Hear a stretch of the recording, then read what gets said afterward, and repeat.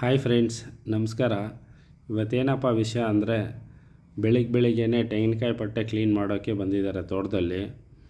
Last ವೀಡಿಯೋದಲ್ಲಿ ಹಾಕಿದ್ದೆ ತೆಂಗಿನಕಾಯಿ ಪಟ್ಟೆ ಯಾರಿಗಾದರೂ ಬೇಕಾ ಅಂತ. ಯಾರೂ ಕೇಳಿಲ್ಲ.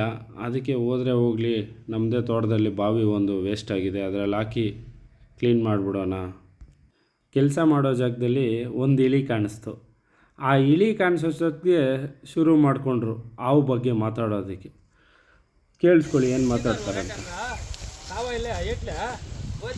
మామూలు నాకమ్మ వండుకొని మునిగిపోటు సీతారా ఆ చిన్న ఫోన్ ఇచ్చే అదే పుచ్చినప్ప ಮೂರು ಮಣಿ ಸ್ಟಾರ್ಟ್ பண்ணிக்கிறದ 5 ಮಣಿ ಆಯ್ತು ಮುಳುಗು ತಿಂಡಿತೋಲ್ಕೆ.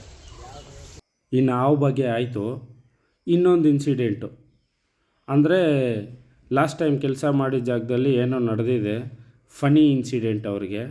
ಅದ್ರ ಬಗ್ಗೆ ಈ ತಾತ ನೋಡಿ ಏನು ಚೆನ್ನಾಗಿ ಎಕ್ಸ್ಪ್ಲೈನ್ ಮಾಡ್ತಾ ಇದ್ದಾರೆ. ಅವ್ರ ಎಕ್ಸ್ಪ್ರೆಷನ್ ನೋಡಿ, ಹಂಗೆ ನೋಡ್ತಾ ಇರಿ.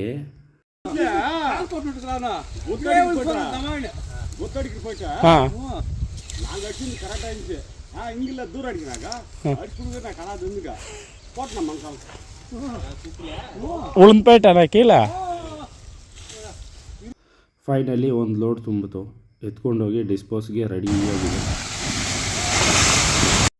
ಡ್ರೈವರು ಟಿಫನ್ ತಿನ್ನೋದಕ್ಕೆ ಅಂದ್ಬಿಟ್ಟು ಟ್ರ್ಯಾಕ್ಟ್ರನ್ನ ನನ್ನ ಕೈ ಕೊಟ್ಬಿಟ್ಟು ಹೋದ. ಅಷ್ಟರಲ್ಲಿ ನಮ್ಮನ್ನು ಕ್ಲೀನಾಗಿ ಸೊಳ್ಳೆ ಅಟ್ಯಾಕ್ ಮಾಡಾಕ್ಬಿಟ್ಟಿತ್ತು.